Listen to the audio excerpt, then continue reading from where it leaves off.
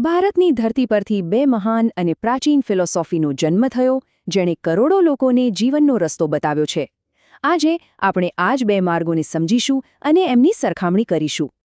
તો સૌથી મોટો સવાલ એ છે કે જૈન ધર્મ અને બૌદ્ધ ધર્મ, જે લગભગ એક જ સમયે અને એક જ વિસ્તારમાં વિકસ્યા, એમની વચ્ચે આટલો મોટો તફાવત શું છે?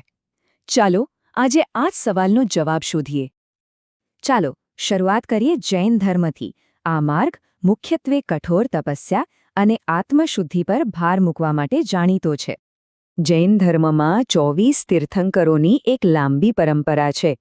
આ પરંપરાના પહેલા તીર્થંકર હતા ઋષભદેવ, પણ એને જે આખરી સ્વરૂપ મળ્યું એ 24માં અને અંતિમ તીર્થંકર મહાવીર સ્વામીએ આપ્યું. એમણે જ આ ફિલોસોફીને એક નવી દિશા આપી.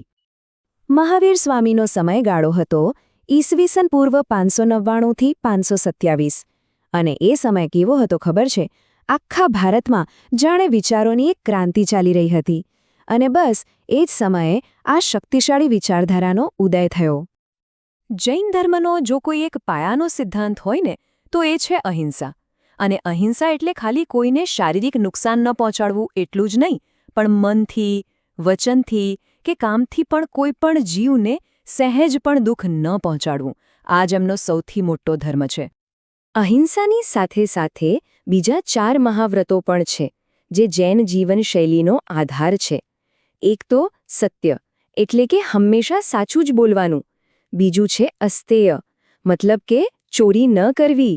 પછી આવે બ્રહ્મચર્ય, અને છેલ્લે અપરિગ્રહ, એટલે કે જરૂર કરતાં વધારે વસ્તુઓ ભેગી ન કરવી. એમના જે પવિત્ર ગ્રંથો છે એમને આગમ સૂત્રો કહેવાય છે. અને સમય જતાં જૈન ધર્મમાં મુખ્ય 2 ભાગ પડ્યા: દિગંબર, જેઓ અત્યંત કઠોર ત્યાગમાં માને છે, અને શ્વેતાંબર, જેઓ સફેદ વસ્ત્રો પહેરે છે.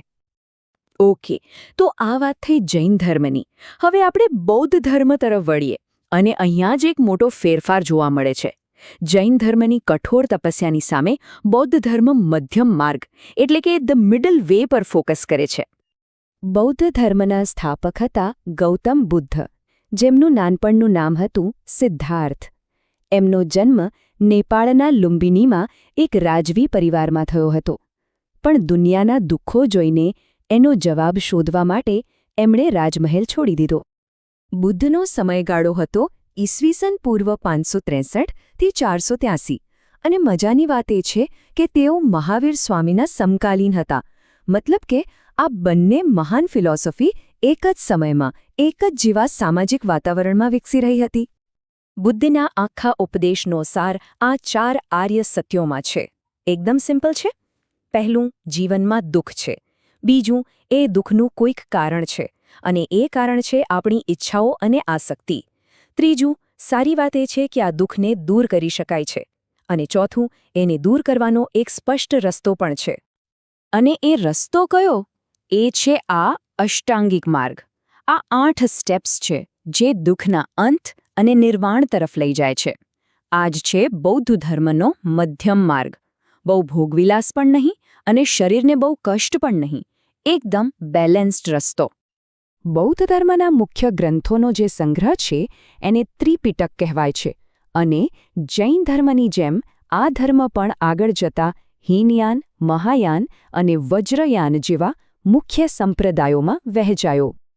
ઓકે, તો અત્યાર સુધી આપણે બંને ધર્મોને અલગ અલગ રીતે જોયા, પણ હવે આવે છે સૌથી રસપ્રદ ભાગ. ચાલો હવે એમની સામસામે સરખામણી કરીએ અને જોઈએ કે એમની ફિલોસોફીમાં મુખ્ય તફાવત ક્યાં છે. બંને વચ્ચેનો સૌથી મોટો જે પ્રેક્ટિકલ તફાવત છે ને, એ એમના રસ્તામાં છે. જૈન ધર્મ શરીરને કષ્ટ આપવા, એટલે કે કઠોર તપસ્યા પર ખૂબ ભાર મૂકે છે, જ્યારે બૌદ્ધ ધર્મ શું કહે છે કે આ બંને અંતિમોથી બચો. બહુ ભોગ પણ નહીં અને બહુ તપ પણ નહીં. વચ્ચેનો રસ્તો, એટલે કે મધ્યમ માર્ગ અપનાવો.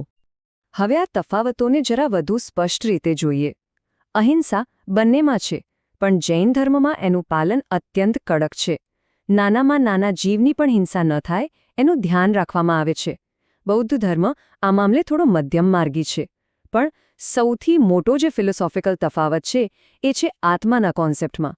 જૈન ધર્મ માને છે કે દરેક જીવની અંદર એક આત્મા છે જે કાયમ રહે છે, જ્યારે બૌદ્ધ ધર્મ અનાત્મવાદ શીખવે છે. એનો મતલબ શું? એમના મતે કોઈ કાયમી સ્થિર આત્મા જેવી વસ્તુ છે જ નહીં. જેને આપણે હું કે મારો આત્મા કહીએ છીએ, એ તો બસ વિચારો અને લાગણીઓનો એક વહેતો પ્રવાહ છે જે સતત બદલાય છે. બસ આ એક વિચાર જ બંને ફિલોસોફીને એકદમ અલગ કરી દે છે. તો આપણે શું જોયું કે ધ્યેય એક જ છે, દુઃખમાંથી મુક્તિ, એટલે કે નિર્વાણ. પણ ત્યાં પહોંચવાના રસ્તા અને એની પાછળની ફિલોસોફી બંને બિલકુલ અલગ છે. એક જ મંઝિલ પણ બે જુદા જુદા રસ્તા. તો છેલ્લે આખો સવાલ આવીને અહીંયા ઊભો રહે છે, મુક્તિનો સાચો રસ્તો કયો? શું એ કઠોર ત્યાગ અને તપસ્યામાંથી પસાર થાય છે, કે પછી જીવનમાં બેલેન્સ અને મધ્યમ માર્ગ અપનાવીને મળે છે? ત્યાગ કે સંતુલન? આ સવાલ આજે પણ એટલો જ મહત્વનો છે.